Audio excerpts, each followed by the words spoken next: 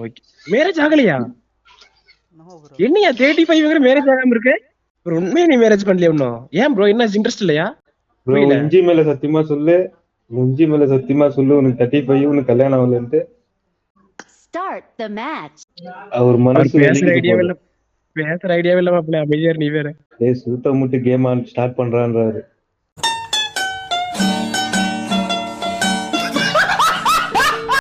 Dress எதுனா போடு bro. வெக்கமாக்குது எங்களை பாக்கிறதுக்கு. அம்னா குண்டியா நீ I நின்னுற. like your outfit.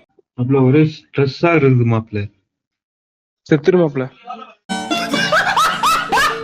நீ வேற என் Thanks போன் bro. போயிடுச்சுடா. புதுசு வாங்கல. வீட்டுல கேட்டா சேஃப் அடிப்பாங்க.